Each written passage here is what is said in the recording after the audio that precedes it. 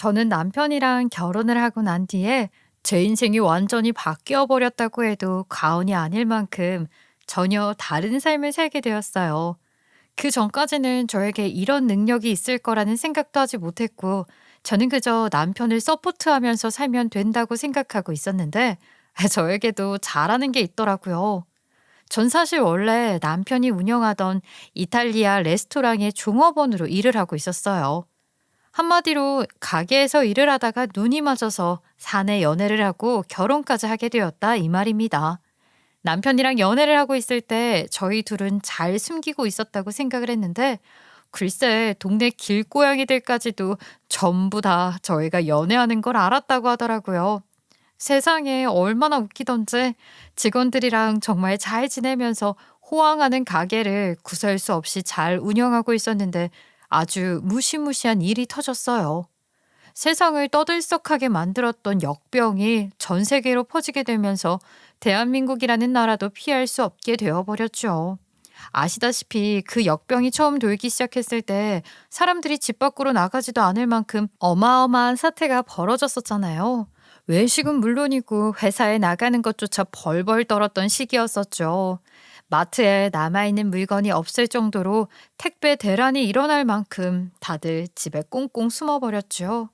당연히 남편이 운영하던 레스토랑도 장사가 무척이나 잘 되는 곳이었지만 그 역병으로 인해서 월세조차 감당하기 힘들어질 정도로 어려워졌어요. 착한 건물주 열풍이 불면서 장사가 잘 되지 않은 곳에 월세를 깎아주기도 했었지만 저희 건물주님은 본인도 먹고 살기 힘들다고 사정을 봐주시지 않으셨고요. 사실 그게 의무도 아니었고 해주시면 감사한 거고 아니면 어쩔 수 없는 일이긴 했지만 서운하긴 하더라고요. 월세도 내지 못할 만큼 가게 장사가 되지 않았는데 직원들 월급이라고 꼬박꼬박 챙겨주기 쉬웠던 것은 아니었어요. 저는 결국 남편과 함께 이런 코시국에서 살아남기 위한 해결책으로 직장에 취직을 하겠다고 마음을 먹게 되었어요. 여보, 나라도 돈을 벌어야 우리가 최소한의 생활을 할 수 있지 않을까? 당신이 많이 답답하고 힘들어하는 거 잘 알고 있지만 그래도 우리 화이팅 해야지. 요즘 직장들도 전부 재택근무를 하는 마당에 당신이 취직이 가능할까? 우리 가게만 해도 있던 아르바이트생들 전부 해고했는데 걱정이 된다. 남편의 말대로 시국이 시국이니만큼 신입사원을 뽑는 회사가 손에 꼽힐 만큼 없었고 이미 나이가 30대 중반이 된 여자가 취직을 하려고 하니 마땅히 갈 만한 회사도 없었어요. 제가 회사에 오랜 시간 몸을 담았던 것도 아니었고 몇 년이나 남편이 운영하던 레스토랑에서 일을 했었기 때문에 경력이라고 할 만한 것이 없었죠. 요즘은 명문대를 졸업한 고스펙자들도 취업난에 시달린다고 하는데 고졸의 경력도 없고 나이까지 있는 제가 신입사원으로 들어갈 회사가 없었죠. 저는 정말 밤새도록 구인구직 사이트를 뒤지면서 일을 할 만한 곳이 있나 살펴보기 바빴고, 그러다가 결국 눈에 확 들어오는 구직 광고를 발견했어요. 그것은 바로 보험 판매 일이었습니다. 인터넷 구인 광고를 보니까 월 500만 원도 거뜬히 벌 수 있다는 말이 휘황찬란하게 적혀 있더라고요. 전 바로 이력서를 냈고 보험을 판매하려면 보험 설계사 자격증을 취득해야 한다는 말을 들었어요. 이때부터 이악 물고 공부를 하기 시작했고, 사실 제가 머리가 그닥 좋지 않았던 편이라서 남들보다 몇 배 더 열심히 공부를 해야만 했죠. 결국 저는 보험 설계사 자격증을 취득했고 보험 판매 일을 시작하게 되었어요. 물론 월 500만 원의 부푼 꿈을 안고 시작한 일이긴 했지만 이내 깨닫게 되었죠. 그게 전부 감언이설로 속이는 거나 마찬가지라는 것을요. 회사에서 주는 기본급이라는 것은 최저시급에 더욱 가까웠고 제가 실적을 채워야지만 그에 따른 인센티브가 붙어서 월급이 불어나는 것이었어요. 거기다가 처음 설계사 자격증을 취득한 이후에 저는 인센티브를 조금이라도 더 챙기기 위해서 가족들에게 보험 권유를 했었거든요. 그런데 또 몇 개월 동안은 가족이나 친척들에게 가입을 시키는 건 안 된다고 하더라고요. 생각보다 규칙이 엄격한 곳이었지요. 실적만 받아먹고 퇴사를 요청하는 사람들이 많아서 그렇다고 하던데, 아이 뭐 어쩌겠어요. 저는 어쩔 수 없이 전화로도 발품을 팔았고 관심이 있어 보이는 고객들이 인터넷이랑 홈쇼핑을 통해서 문의를 하게 되면 찾아가서 설명을 하고 판매를 했죠. 생각보다 실적을 올리기 어려웠지만 그래도 사회생활을 하고 보험을 하나씩 판매를 할 때마다 보람을 느끼기도 했어요. 처음에는 사람들을 만나서 상품을 일일이 설명하고 이해가 가지 않는 부분에 대해 이해를 시킨다는 게 너무나도 어려운 일이었어요.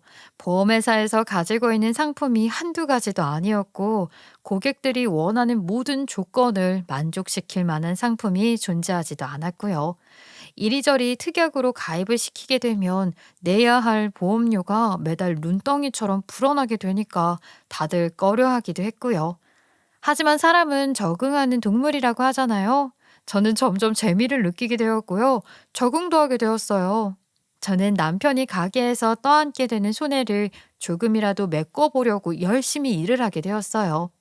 그렇게 보험회사에 발이 땀이 나도록 뛰어다닌 결과 6개월 만에 저는 우리 회사 최고의 성과급을 받는 사람이 되었어요. 소위 말하는 보험왕이라는 타이틀까지 거머쥐면서 1년에 한두 번 나오는 포상 같은 것도 전부 받아 챙길 수 있게 되었습니다. 회사가 크다 보니까 가전제품 같은 걸 포상으로 턱턱 쥐어주시는데 그런 걸 받아 챙기는 재미까지 붙으니까 이 일이 뭐 천직이라는 생각이 들더라고요. 물론 제 노력만으로 인해서 얻어낸 성과라고 생각하지는 않았어요. 운도 따랐다고 생각하고 있었죠. 시국이 시국이다 보니까 보험에 관심을 가지는 사람들이 늘어났고 전년 대비 더 많은 인원이 신규 가입을 했다고 하시더라고요. 전 아무래도 남편과 함께 손해를 메꾸면서 살아야 했기 때문에 조금 더 절실했고 그 마음이 전부 실적으로 나타난 것이라 생각했어요. 그렇게 노력을 한 것과는 달리 점점 생활은 어려워졌어요. 제가 알지 못했던 사실 하나를 알게 되었어요.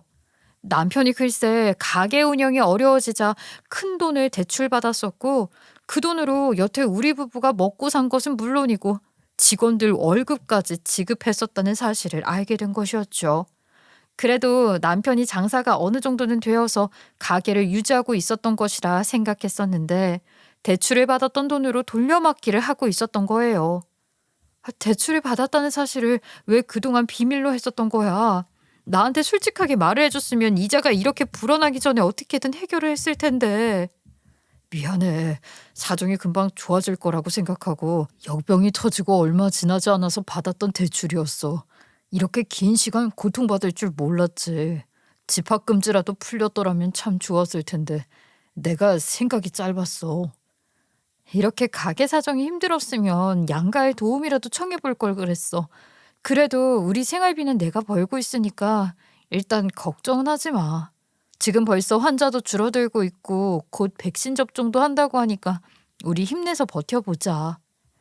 저는 기가 확 죽어버린 남편을 위해서라도 더 열심히 보험을 판매해서 돈을 벌어와야겠다는 생각을 하게 되었어요. 제가 남편의 가게에서 일을 할 때 사실 개인적으로 참 힘든 시기였는데 남편이 제 옆에서 꾸준히 저를 지켜줬었거든요. 그때 받았던 마음의 크기에 보답하기 위해서라도 더 힘을 내야겠다고 생각을 했죠. 하지만 딱 한 가지 답답했던 것이 코시국으로 인해서 집합 금지까지 걸린 마당에 남편이 식당 운영에 대한 미련을 전혀 버리지 못했다는 거예요. 인건비로 나가는 비용이나 월세로 나가는 비용이 워낙 컸으니까 장사를 잠시 접었다가 상황이 좋아지면 다시 열어도 된다고 생각을 했거든요. 지금 제일 큰 지출은 가게 월세랑 직원들 월급이잖아. 손님도 없는데 직원을 5명이나 쓸 필요도 없고 잠시 가게를 닫았다가 나중에 다시 여는 건 어때? 겨우겨우 자리 잡아서 맛집으로 소문나 있던 가게인데 내가 장사를 접은 사이에 이 자리에 비슷한 음식점이 들어오면 어떡해? 우리 가게인 줄 알고 와서 먹고 가는 사람도 꽤 많았을 텐데 나는 이 자리를 유지하고 싶어. 그러면 다른 가게들처럼 배달을 해보는 건 어때? 난 사실 요즘 시국이 모여서 밖에서 외식하는 것보단 배달을 시켜 먹는 집이 더 많다고 생각하거든. 우리 회사만 해도 출근해서 다들 직장 내 탕비실에서 배달 음식 시켜 먹곤 하니까. 파스타는 조리가 되자마자 먹어야 제일 맛있다는 거 잘 알잖아. 식으면 짠맛이 더 심해질 수도 있고 면이 불어서 나갈 수도 있고 크림 파스타 같은 경우는 크림이 굳을 수도 있고. 아무튼 내 자부심에 맞지 않은 퀄리티로 배달이 될 텐데 싫어. 아니, 다른 가게들도 배달을 하는 이유가 있을 거야. 배달 매출이 장난 아니라고 하더라. 파스타가 불 것 같으면 면을 덜 삶으면 되는 거 아니야? 크림 소스가 굳을 것 같으면 더 묽게 넉넉하게 넣어도 되는 거잖아.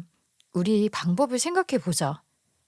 코시국에 외식하는 사람들도 별로 없는데 어떻게 남편이 자기 고집대로만 버틸 수 있겠어요. 전 계속해서 남편을 설득했고 남편은 결국 한 발 물러서서 배달을 시작해보겠다고 했어요. 그 뒤로 한참 동안 배달 레시피를 새로 개발해야겠다면서 레스토랑에 몰두를 하기 시작하더라고요.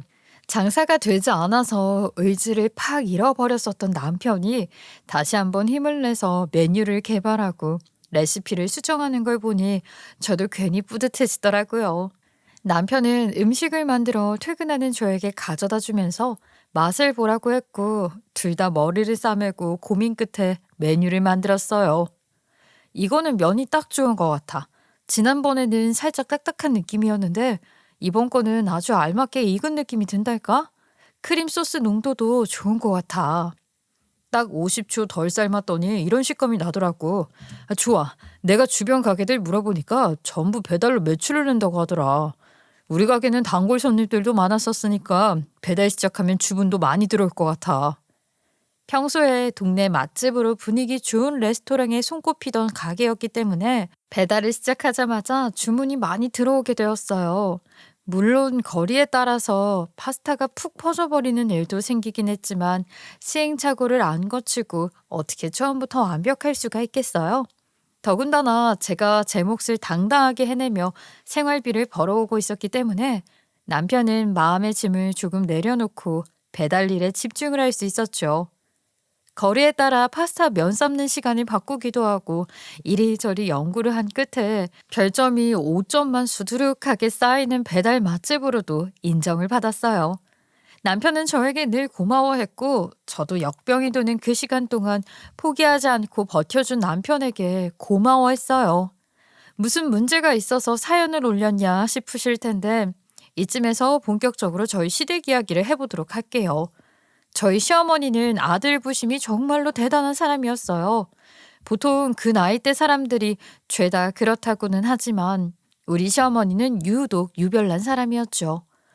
늘 똑같은 레파토리로 남편의 칭찬을 하곤 했는데 오죽하면 제가 그 대사를 다 외웠다니까요. 우리 아들 말이야 시골 이 총구석에서 서울로 딱 50만 원 들고 상경을 해가지고 남 밑에서 요리 배우고 돈 모아서 가게를 차린 놈이다 이거야. 맨몸으로 맨 땅에 헤딩 그 말 알지? 매출이 어마어마하게 나오는 레스토랑을 열기까지 얼마나 고생을 했겠냐. 시어머니는 그런 느끼한 면 요리 안 좋아한다고 말을 하시면서도 이탈리아 레스토랑에 대한 자부심을 어마어마하게 가지고 계신 분이었어요. 아이 우리가 돈만 좀 있었어도 우리 아들을 떡하니 유학도 보내고 하는 건데. 근데 참 우리 아들 대단하지. 외국물 한번 먹어본 적이 없는데 말이야.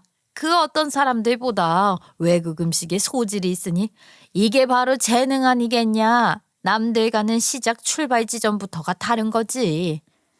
사실 서울은 동네에서도 이탈리아 레스토랑이 많고 파스타집이 체인점으로 깔려있기까지 하지만 시골 총구석에는 그런 가게가 별로 없지 않겠어요? 본인 아들이 남들은 잘 하지도 못하는 희귀한 음식을 만드는 줄 아셨던 시어머니는 늘 아들을 올려세우기 바쁘신 분이었지요. 시골 촌동네에서 밭농사를 짓는 사람들이었으니 은근히 외국에 대한 동경이 있으셨나 봐요. 지금이야 시골이라고 해도 발전이 꽤 잘 되어 있어 햄버거 가게도 들어오고 파스타집도 들어와 있긴 하지만 남편이 상경에서 파스타집을 차렸을 때만 해도 시부모님은 그런 음식은 외국에 나가야지만 먹을 수 있는 음식이라고 생각을 하셨던 것 같아요. 우리 때 외식이라고 하면 짜장면이 최고였어. 어쩌다가 곱빼기라도 먹는 날이면 세상을 다 가진 기분이었다고. 그런데 우리 아들이 그것보다 훨씬 전문적인 파스타인지 뭔지를 만든다고 하니 얼마나 대단한 사람이냐 이거야. 엄마 그만 좀 정말 부끄럽다니까. 요즘은 개나 소나 전부 파스타집 운영할 수 있다고요. 집에서도 간편하게 만들어 먹는 음식인데 뭐가 그리 대단하다고. 그런 전문성이 없는 애들이 만든 거랑은 다르지 않겠냐. 게다가 우리 밭에서 난 농작물들로다가 만드는 파스타인데 안 맛있고 배겨. 우리 농작물은 무농약이야, 무농약. 내가 벌레 먹은 것들은 죄다 버리고 깨끗한 물건만 골라서 보내는데 그 정성이 들어간 게 안 맛있겠냐고.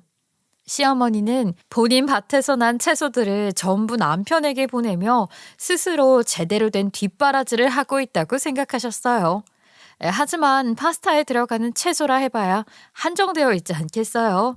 알배추를 넣은 파스타는 상상조차 하기 싫죠. 시어머니가 주신 대부분의 채소들은 저희가 집에서 맛있게 먹고 있었지만 굳이 말씀드리진 않았었어요.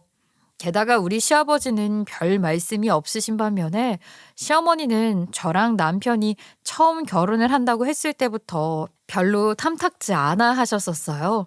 이유는 정확하게 알 수 없지만 제가 남편 가게에서 일을 하던 종업원이었기 때문이었다는 게 가장 유력한 후보입니다. 아이, 그니까 아가씨가 우리 아들이랑 결혼하려는 처자인데 우리 아들 가게에서 홀서빙인지 뭔지 그거를 하는 사람이라고? 아니, 왜 주방에는 못 들어가냐? 음식 솜씨가 영 별로야? 그래서 주방에 못 가는 거야? 그럼 우리 아들 밥은 누가 차려주냐? 아, 내가 요리하는 사람인데 밥을 누가 차리던지 그게 무슨 상관이야. 엄마, 요즘은 예전처럼 여자는 집안일, 남자는 바깥일 하는 시대가 아니라니까.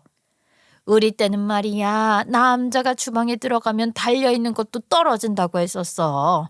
아무리 시대가 변했어도 고전만큼 제대로 된 것도 없는 법이다. 아휴, 꽉 막혀서 듣지도 않을 거 뭐하러 소개를 시켜달라고 그래요. 아무튼 우리는 결혼할 거니까 그런 줄 알아요. 이 사람 무척이나 강단 있는 사람이고 결정도 팍팍 잘 내리는 사람이야. 누구보다 든든하고 사랑하는 사람이니까 제 인생의 동반자로 생각하는 거고요. 엄마가 고작 집안일 운운하면서 휘어잡으려고 해도 눈 하나 꿈쩍 안 할걸? 남편이 팔불출처럼 제 편을 들면서 이야기를 하니까 시어머니도 기가 막힌지 혀만 끌끌 차고 더 이상 뭐라고 하지 않으시더라고요. 물론 그날만 더 말씀을 얹지 않았던 거지. 그 뒤로 소소하게 핀잔을 주거나 잔소리를 하시는 날은 있었죠. 그 정도는 저도 가볍게 한 귀로 듣고 한 귀로 흘릴 수 있는 상황이라 뭐 굳이 말대꾸를 하지 않고 넘어갔었고요. 남편과 결혼을 한 이후에 시어머니는 1년에 두세 번 정도 저를 시골집으로 부르셨는데 보통은 김장하는 날과 농사 지은 것들을 수확하는 날이었어요. 사실 명절이라고 남편의 식당이 쉬는 것이 아니었기 때문에 저를 더 자주 불러낼 수 없었기에 두세 번 정도만 부르셨었죠. 그날만큼은 저도 시댁의 중요한 행사날이라 생각하고 만사 제쳐두고 일을 하러 갔었고요. 밭이 엄청 큰 규모는 아니지만 시부모님께서 직접 일구시는 곳이고 두 분이서 하시기에는 양도 꽤 되고 연로하셨으니까요. 결혼 후에 매번 시댁에 갈 때마다 느끼는 부분이긴 했는데 시댁 살림이 무척이나 낡아 있었어요. 저랑 남편은 그게 못내 마음에 걸려서 기회가 될 때마다 새 걸로 바꿔드리려고 하고 있었는데 시어머니가 딱 잘라서 거절을 하시더라고요. 우리 아들이 이태리 음식 팔아서 힘들게 번 돈인데 아직 잘 굴러가는 것들을 왜 바꾸려고 해? 아유, 일 없다. 우리 아들 돈 쓰는 거 싫다. 그래도요, 어머님, 이렇게 오래된 가전은 전기도 많이 먹고요. 효율도 많이 떨어지잖아요. 저희가 다 바꿔드릴 형편이 되니까 바꿔드린다는 거죠. 그 돈 모아서 우리 아들 좋은 거나 사 먹여라. 앞으로 10년은 거뜬하게 쓸 수 있겠구만. 돈 아까운 줄 모르고 다 바꾸겠다고 그래. 이거 보세요. 냉장고에 있는 냉동실 온도가 하나도 안 맞잖아요. 이쪽은 너무 꽝꽝 얼고 이쪽은 냉동 기능이 거의 없고 이러면 탈나요. 됐다니까 그러네. 이 냉장고 벌써 십수년째 잘만 쓰고 있는데 탈이 날 것 같았으면 징징에 놨어야지. 버리는 것도 일이야. 냅둬라. 딱 봐도 폐기 가전 일보 직전임에도 불구하고 뭐가 그리 정이 붙었다고 이고지고 사는 건지 이해할 수가 없었죠. 그런데 저희 회사에서 1년에 한두 번 이벤트를 열어서 가전제품을 포상으로 준다고 했었잖아요. 코시국으로 인해서 보험 가입 회원이 늘어나면서 이번에는 냉장고를 포상으로 준다고 하는 게 아니겠어요?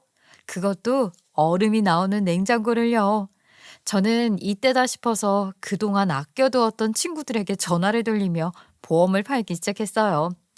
최고 실적을 낸 사람들에게 1등에서부터 3등 순서를 정해서 포상을 주었는데 제가 감사하게도 부동의 1위를 차지하고 있었으니 얼음이 나오는 냉장고 또한 제 차지가 되었지요. 저희 집 냉장고도 얼음이 나오는 최신 모델은 아니라서 사실 제가 꿀꺽하고 싶은 마음이 굴뚝 같았지만 큰맘 먹고 시댁에 드리기로 했습니다. 아무래도 냉동의 기능도 제대로 하지 못하는 냉장고를 사용하고 계신 시댁이 마음에 걸렸거든요. 우리 부모님이 요즘 장사 걱정이 이만저만이 아니시더라. 내가 번듯한 회사원이었으면 그런 걱정도 안 하셨을 텐데 말이야. 요리하는 게 즐거워서 식당을 차리긴 했지만 시국이 이러니 내가 괜히 집만 얹어드린 것 같네. 이번에 냉장고 선물로 받은 거 당신 장사가 다시 잘 돼서 바꿔드리는 거라고 하자. 지금 배달 주문도 잘 들어오고 사실 우리 빚도 얼마 안 남았잖아. 조금만 더 힘을 내면 다시 예전 같은 생활로 돌아갈 수 있겠지. 이번엔 당신 기 살려줄게. 그래도 당신이 포상으로 받은 냉장고인데 어떻게 내가 꿀꺽해. 분명히 우리 아들 최고라고 생색 엄청 내실 텐데. 한 귀로 듣고 한 귀로 흘리지 뭐. 당신 나 같은 여자 만나서 결혼한 걸 인생 최대 행운이라고 생각해. 알겠지? 당연하지. 내가 평생 당신 고생 안 시키도록 노력할게. 물론 지금도 나 때문에 고생하고 있지만 앞으로는 더 잘할게. 고마워. 저는 장사로 인해서 스트레스를 받는 남편에게 힘도 실어줄 겸 냉장고를 남편이 샀다고 선의의 거짓말을 하며 시댁에 보냈어요. 시어머니는 냉장고를 받자마자 바꾸지 않아도 된다고 했던 것은 빈말이었는지 폴짝폴짝 뛰면서 좋아하시더라고요.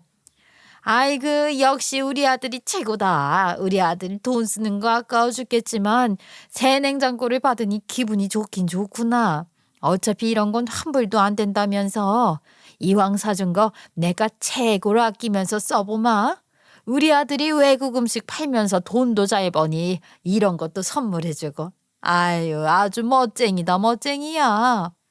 그 봐요, 어머님. 새 걸로 바꾸시니까 기분 좋으시죠? 징지게 바꿔드린다고 했잖아요. 아이, 우리 아들이 사준 건데 생색은 왜 네가 내니? 내가 기분 좋은 건 우리 아들이 사줘서 기분 좋은 거란다. 네가 네 돈으로 사주는 것도 아니면서 숟가락은 왜 얹어? 맨날 첫날 보험인지 뭔지 판다고 바쁘다고 세상 일 혼자 다 하는 것처럼 굴더니만 정작 냉장고는 우리 아들 돈으로 사네. 전 솔직히 시어머니를 상대할 만한 가치를 느끼지 못해서 그냥 억지로 웃으면서 네네 하고 말았어요. 우리 남편 기 살려주려고 제가 포상으로 받은 냉장고를 남편 이름으로 보낸 건데 그것도 모르고 우리 아들 최고라는 시어머니가 우스워 보였거든요. 제가 거기서 생색을 내면서 이거 제가 받아온 건데요 해봐야 시어머니랑 똑같은 사람밖에 안 되지 않겠어요? 거기다가 남편이 계속해서 밤에 잠도 못 잘 정도로 가게 운영이 힘들었었던 시기가 존재했었잖아요. 덜컥 받아버린 대출 때문에 남편이 기도 못 펴고 제 눈치만 보고 전전긍긍했던 시기도 있었고요.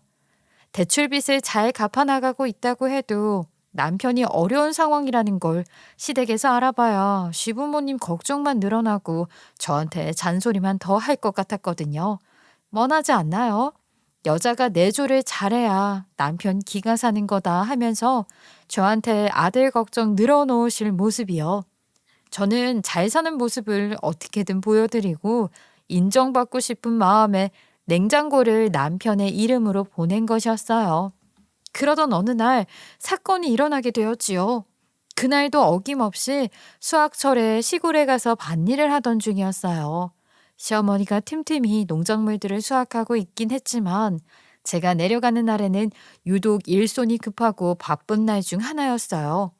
일은 일대로 열심히 하고 잔소리 듣는 게 싫어서 누구보다 입 꾹 다물고 일만 하는 날이기도 했는데 그날은 유독 날이 더웠어요.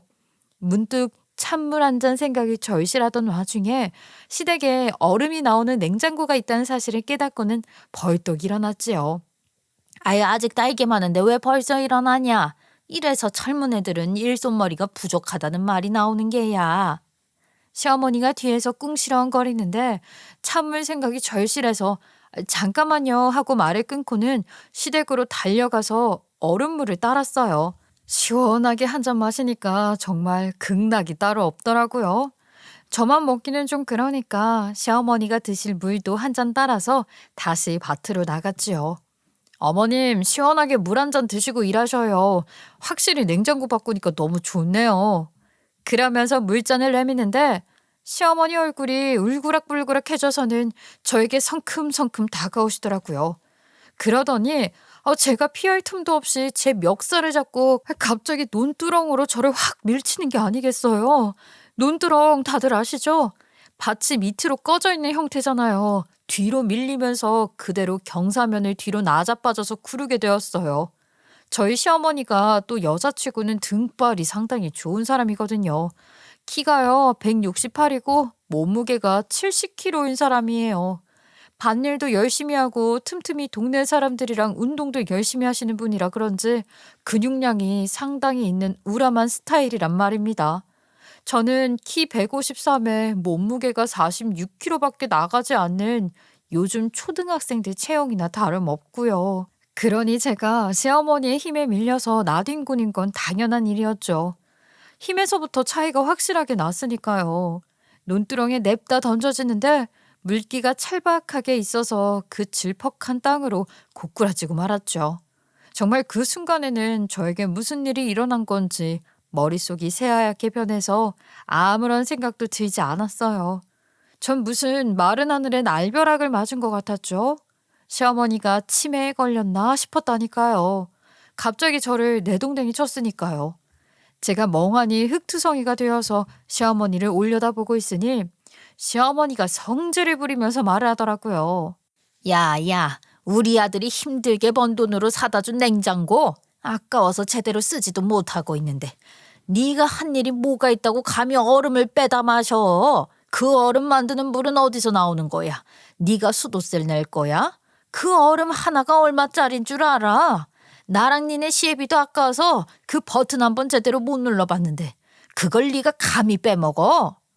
누가 보면요, 금이라도 훔친 사람인 줄 알겠더라고요.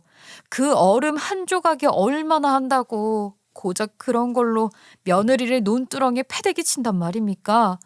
얼음 나오는 정수기나 냉장고 써보신 분들은 알겠지만 얼음이라는 게 어쨌든 그 안에서 만들어지고 다시 녹지 않겠어요? 쉴 새 없이 다시 얼음을 만들고 하면서 돌아가는데 빼먹어야 할 타이밍이라는 것도 분명히 존재하고요. 가만히 냅두면 얼었다가 녹았다가 하는 건데 어차피 다시 만들 거 빼먹으면 안 되는 건가요? 그리고 그 얼음 한 조각에 물을 쓰면 얼마나 쓴다고 수도세 타령을 하는 건지 정말 기가 막혔죠. 농사까지 짓는 사람이 왜 저런 말을 하고 사고방식을 가지고 있는 건지 그냥 저를 논두렁에 패대기 치고 싶어서 그런 것 같다는 생각을 하게 되었어요. 너무 황당하고 어이가 없어서 일어나야겠다는 생각도 못하고 어디를 다친 건지 살펴보지도 못한 채 멍하니 시어머니만 올려다보았죠. 아유, 네가 그깟 보험 몇 개 판다고 집안 살림에 보탬이 된다고 단단히 착각을 하고 사나 본데 우리 아들이 일으킨 거에 비하면 세 발의 피다, 알어? 우리 아들이 어릴 때부터 그 고생해서 번 돈으로 사준 냉장고인데 네가 뭘 했다고 함부로 쓰냐 이거야. 저는 시어머니에게 말하지 않은 사실을 하나 알고 있었는데 열이 받아서 전부 까발려야겠다는 생각을 하고 이를 부득 갈았어요. 그 순간 남편이 시아버지랑 같이 장에 나갔다가 시댁으로 돌아왔는데 논두렁에 처박힌 저를 발견한 거지요. 제가 미끄러져서 사고가 났나 싶었는지 남편이랑 시아버지랑 아주 헐레벌떡 달려오더라고요. 여보 넘어졌어? 거기 왜 그러고 있어? 내가 일으켜줄게. 어디 다치진 않았어?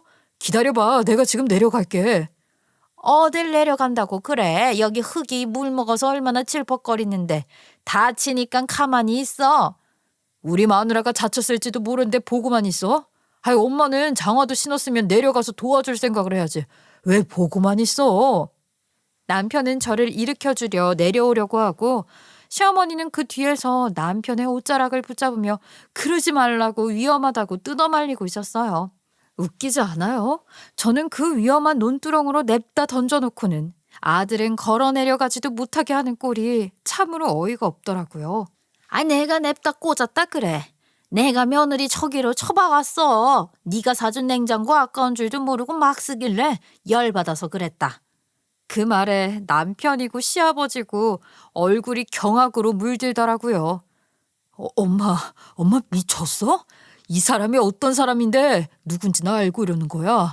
서울에서 난다긴다 하는 보험회사에서 서로 모셔가려고 하는 보험 판매왕한테 허리라도 다치면 일 못해서 큰일이라고 알고나 이러는 거야? 당장 사과해. 뭐가 어쩌고 어째? 아들놈 키워봐야 냉장고나 하나 해주고 돈으로 때우려고 하고 말이야. 평소에 전화도 한 번 안 하는 놈이 지 마누라 편만 드네. 나 때는 말이야. 남편이 어디 지 부모 앞에서 며느리 편에 드냐고 아주 혼쭐이 났다 이거야. 남편이 제 편에 드는 게 억울하다면서 시어머니는 계속 궁시렁거리기 바빴는데 갑자기 시아버지가 시어머니를 향해 소리를 쳤어요. 이 여편 내가 진짜 노망이라도 났나. 군소리 없이 일만 잘하는 며느리한테 왜 그런 짓을 하고 난리야. 우리가 며느리 덕에 지금 이만큼 먹고 사는 걸 왜 몰라. 당신은 또 무슨 말을 그리 선하게 해요? 왜 우리가 먹고 사는 게 며느리 덕이야. 우리가 밭농사 지어서 자급자족하는 마당에 제가 뭐 용돈을 줘, 생활비를 줘, 뭘 줘요? 그때 우리 남편이 제가 까발릴까 고민을 했던 그 이야기를 털어놓기 시작했어요. 사실 우리 남편이 장사가 많이 힘들어졌을 때 직원들 월급이며 월세며 감당하기가 힘들어져서 대출을 받게 되었었잖아요. 대출을 받으려면 담보를 잡아야 하는데 저희 집도 전세였고 가게는 월세였으니까 담보를 잡을 만한 게 없었어요. 그때 남편이 시댁 몰래 시부모가 밭농사를 짓고 있는 땅을 담보로 대출을 받았었던 것입니다. 그걸 처음에도 저에게 당연히 숨기고 있었는데 한 2달이면 상황이 좋아질 거라고 생각했던 게 길어지게 되면서 아주 큰일이 생긴 거죠. 다시 벌면 갚을 수 있을 거라 생각을 했었는데 빚은 빚대로 갚지 못하고 직원들 월급은 월급대로 밀리게 되었으니까요. 제가 집에 도착을 한 우편을 열어보다가 독촉장을 발견하게 되었고 남편이 시부모의 땅을 담보로 대출을 받았다는 것을 알게 되었어요. 시부모가 미리 일찌감치 그 땅이 더 싼 값일 때 남편에게 증여를 해주는 게 세금을 덜 내는 길이라며 증여를 해놨었거든요. 우리 아들이 부동산이라도 가지고 있어야 마음이 든든하지 않겠어? 물론 농경지라 가격이 그렇게 많이 나가는 땅은 아니지만 그래도 팔면 쏠쏠할 게야. 그런데 그 땅이 대출을 제대로 갚지 못해서 넘어가 버리기라도 하면 시부모도 먹고 살 길이 막히는 거 아니겠어요? 저는 그 빚을 갚기 위해서 보험일에 뛰어든 것이나 마찬가지였는데 더 막막한 건 남편이 증여받은 그 땅을 싼 값에 팔아버렸다는 겁니다. 당장 들어오는 빚독 쪽에 스트레스를 받아서 잘 아는 사람에게 땅을 싸게 팔았는데 그 사람이 시국이니만큼 농사를 지을 수 있게 허락을 해준 것이지요. 그 사람도 농사를 지으려고 땅을 산 것이 아니라 추후에 개발이 될까 싶어서 싼 값에 인수를 한 것이었고요. 대신 남편은 월세 개념으로 어느 정도 돈을 내고 땅을 빌려서 시부모가 농사를 짓는 데에는 별 탈 없이 조치를 취해둔 것이었어요. 저는 처음에 이 사실을 알고 분노했지만 그래도 미우나 싫으나 제 남편이었기에 시부모님에게는 비밀로 하고 덮어두었던 것이었어요. 제가 보험일에 소질이 있다는 걸 알았기 때문에 어떻게든 다시 그 땅을 찾아오면 된다고 생각하고 있기도 했고요. 큰 돈을 빌린 건 아니었지만 하루아침에 갚을 수 있는 금액은 아니었기에 꾸준히 2년이 넘는 시간 동안 제가 번 돈으로 빚을 갚아 나간 거죠. 시부모 걱정거리 없게 하려고 비밀로 철저하게 붙인 뒤 뒤에서 노력을 했다 이 말입니다.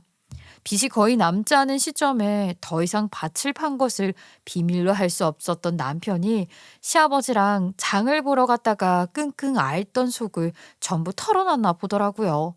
시아버지는 제가 얼마나 고생했는지 이해가 간다며 고맙다면서 장에서 갓 잡은 소고기를 잔뜩 사오고 있던 중에 논두렁에 처박혀 있는 저를 본 것이지요.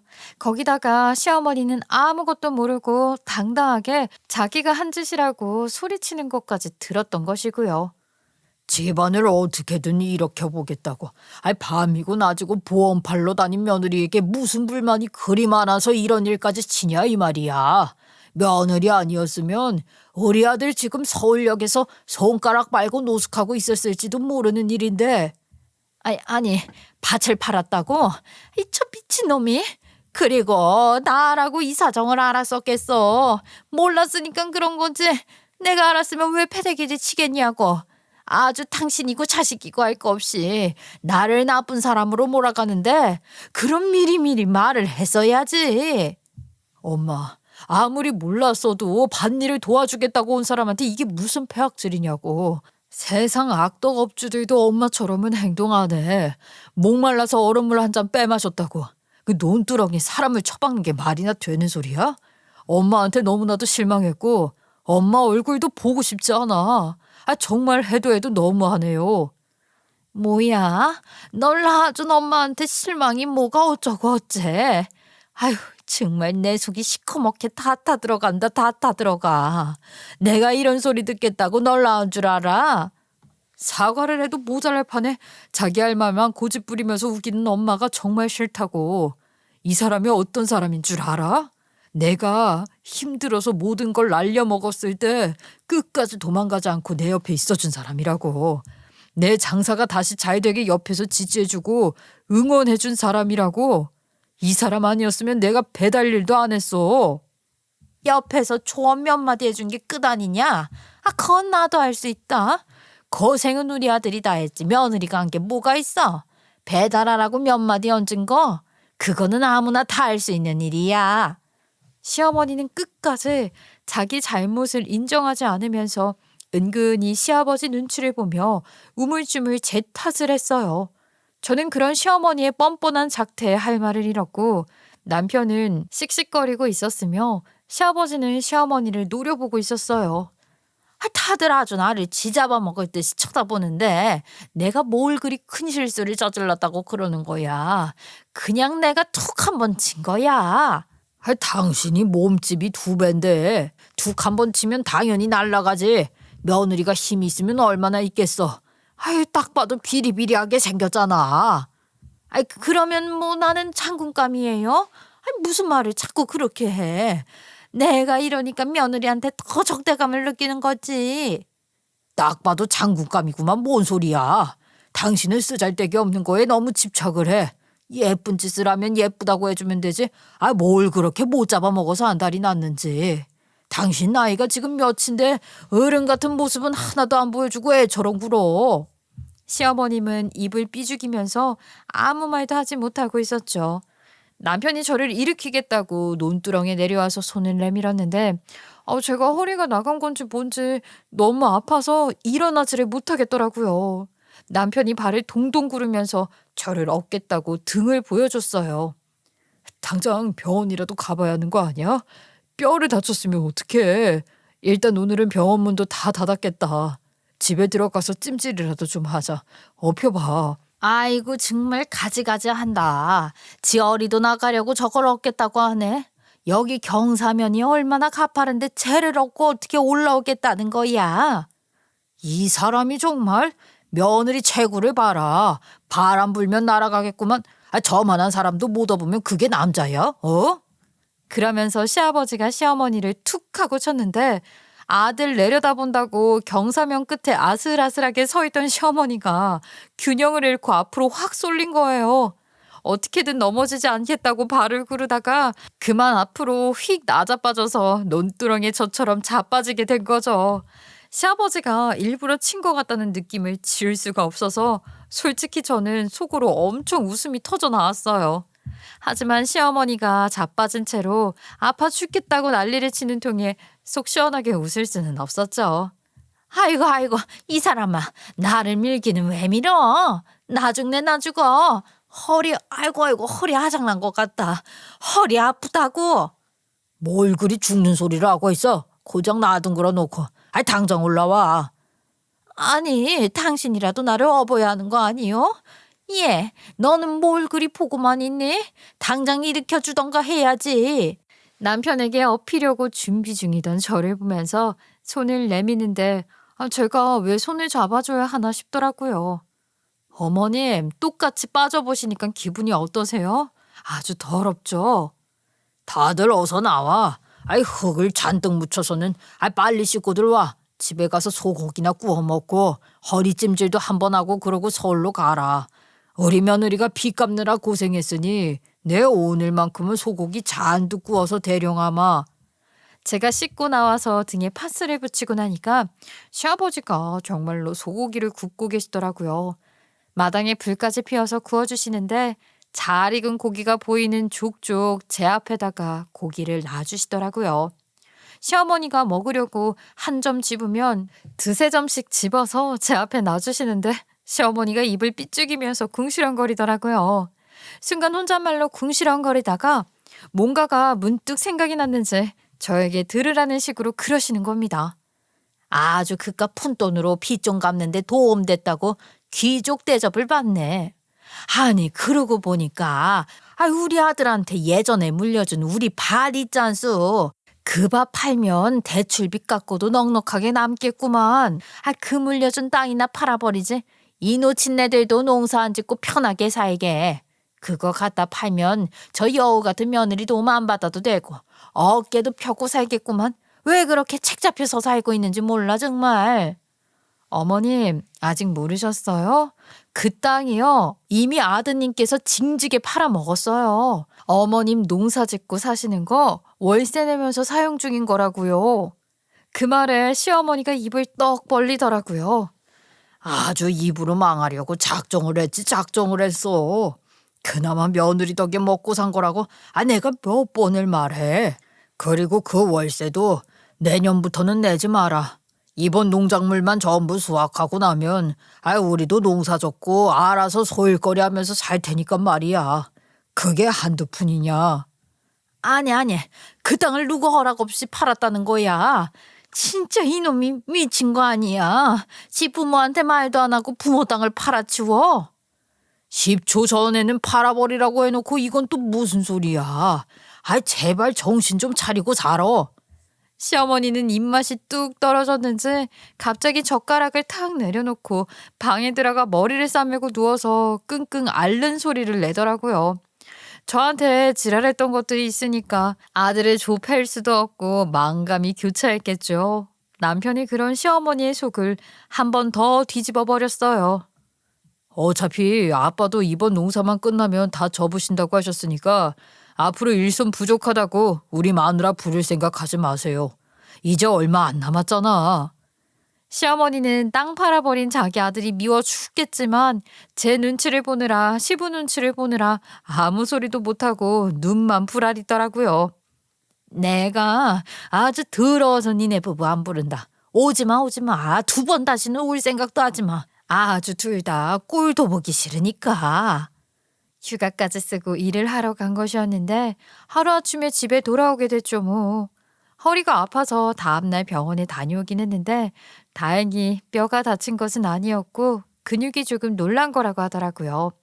물리치료받고 찜질받으니까 살만해서 남편이랑 열심히 맛있는 거 먹으러 다니면서 휴가를 즐겼습니다. 며칠이라는 시간이 지나고 시어머니에게 뜬금없이 연락이 왔는데 저에게 그동안 고생 많았다고 하더라고요. 뭐 시아버지나 남편이 시켜서 한 전화겠지요.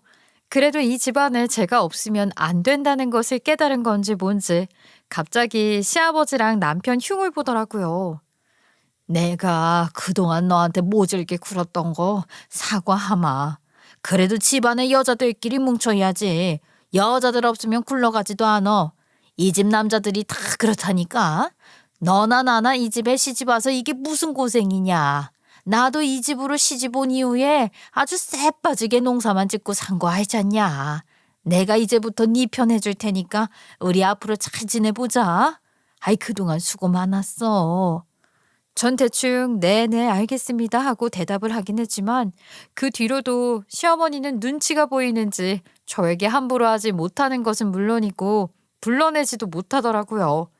그 이후로 집합금지도 해제가 되고 다들 일상을 회복한 지금 우리 남편의 가게는 다시 잘 되고 있고 배달도 열심히 하고 있어요.